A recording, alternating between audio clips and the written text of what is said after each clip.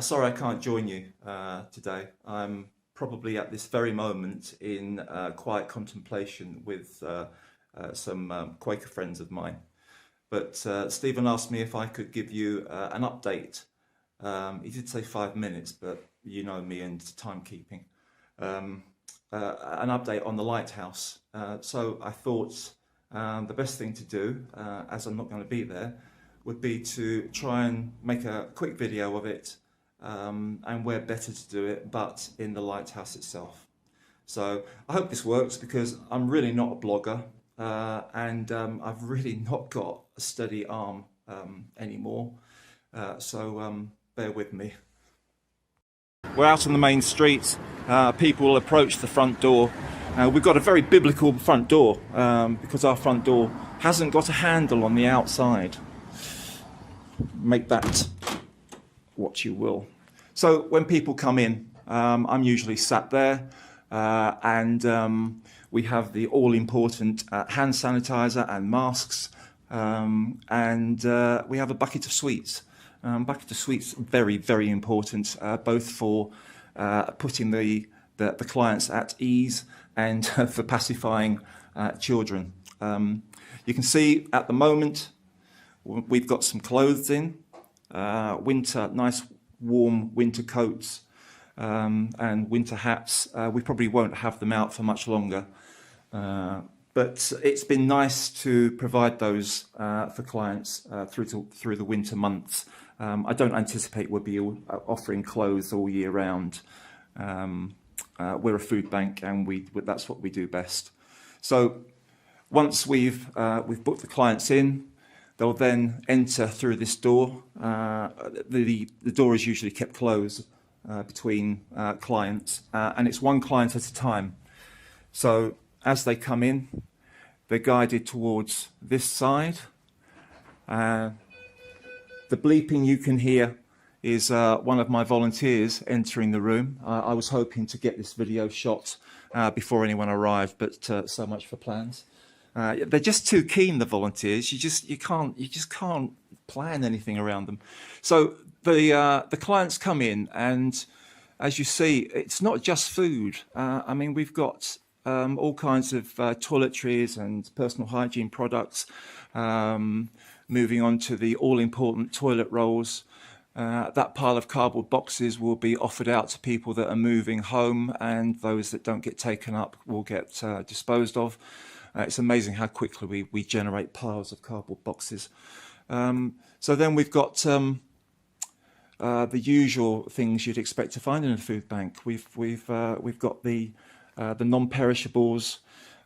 We've got your standard rice and pasta sauce. Crisps there. We've got lots of pet food underneath there as well. We've got drinks. It's a very sorry looking bunch of flowers there, but by a little bit later on, when Mo arrives, or maybe even Marcia, but definitely Mo, we'll have a lot more flowers. Fruit and veg, again, that will be piled high later on. That table will be full of bread and cakes. The upright fridge freezer is, well, the freezer part is absolutely full at the moment, which is fantastic. I mean, we are very, very fortunate in that Marilyn has really, after 7 years experience of doing it down at the soup kitchen, Marilyn and Vida, they've really got the supply line sorted out with a lot of the supermarkets and the local shops, and we get a lot of food donated from those sources, which is, you know, it's fantastic. So if that wasn't enough food to show you, behind these curtains,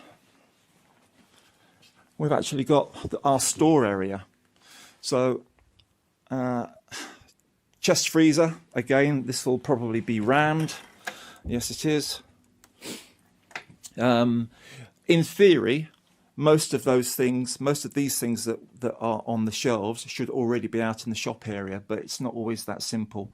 I mean, it's not easy to keep up sometimes with the amount of stuff coming in and then going out. So, there's quite a lot of stuff each day that we're trying to replenish on the tables. Lots and lots of things.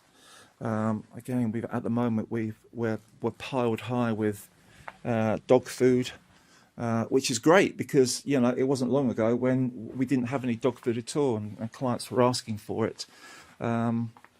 This is quite a common thread, actually. And at the moment on the floor, it looks like Marilyn's been in. This is a classic sign that Marilyn's been in with donations from one of the shops, and the volunteers will be going through those bags this morning before the clients come in, and just sorting out what goes on display and what goes on our shelves. So the volunteers have started work now, so you will see some people knocking about in the background and some noises as well. But hey, we've got things to do. It's really come a long way since September last year, when Marilyn and I started it up. Obviously, we weren't the only two people. There were lots of people involved to get this thing off the ground. It's it's grown. It's grown as a family. We've helped a lot of people along the way. We're still helping a lot of people, and there was a really nice point.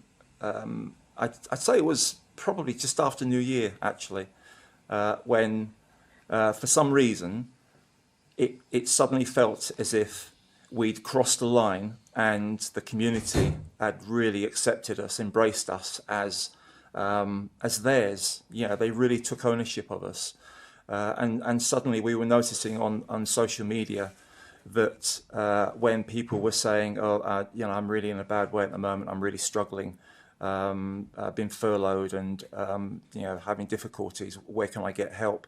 And it wasn't us anymore that was saying come to the Lighthouse. It was the community that were messaging them on Facebook and other social media to say get in touch with the Lighthouse. And the number of donations were going up, and the amount of some of the donations increased as well. We just suddenly felt, and it wasn't just me. The volunteers expressed it themselves, that it really felt as if we were that community food bank that we'd started out to be, which is fantastic. The volunteers know we're doing something special here. They've expressed it on numerous occasions that it feels like someone upstairs is looking after us, and how many times we've commented, just as we've run out of a certain thing, whether it be milk or toilet rolls, just as we run out of something, it quite often just turns up at the door in a donation, or volunteers had a bit of money that they've done their own fundraising raffle or something, and they've just gone out and bought these things, and it's very often the very thing that we need, which is fantastic. I mean, clients have expressed, as you'd expect, they've expressed a lot of gratitude for the help that we provide, and it's not just food. We've said right from the beginning that the help we provide is not just food.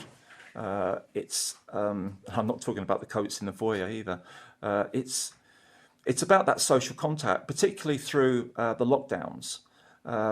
But some of the people that come in here, they don't see another person during the day. So the 15 minutes of their shopping slot that they have here is precious time to them. And they might only go out with a single carrier bag full of food, just bare essentials. What's been more important to them is the fact that they've been able to come in and talk to people. And I think that's really important. That's it's such an important and valuable thing that we do here, and it's not done as a service. Nobody here feels obliged to do it. People are interested. They wouldn't be here unless they were community minded. We've had clients come in who, frankly, they come in and they break down. They're at such a low point in their life. They break down, and it's so difficult that we're not allowed to go and give them a hug that they so desperately need. It's such a natural thing for us to want to do. Really looking forward to the time when we're able to do that kind of thing again. There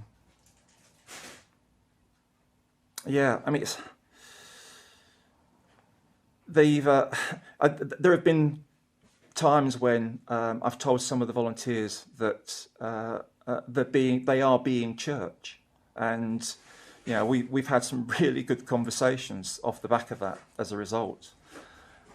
We've got over 40 plus volunteers at the moment. The number goes up more than it goes down, so I've told them how much I truly feel respect and affection towards them.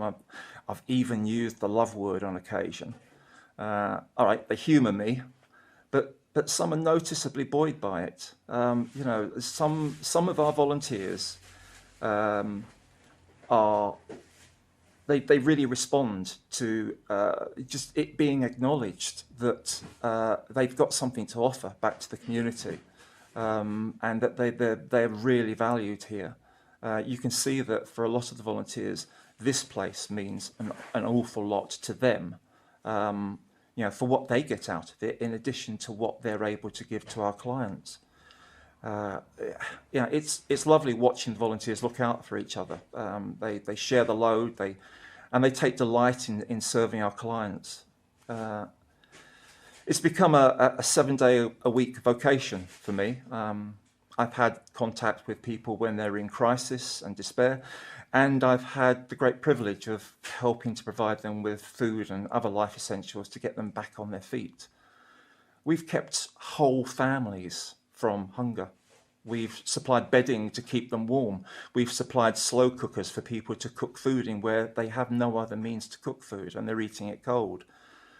We've shown compassion and respect, and we've made them feel that others care about their circumstances enough to want to do something to improve them. Through us, people have felt Christ's love when a broken system makes them feel worthless.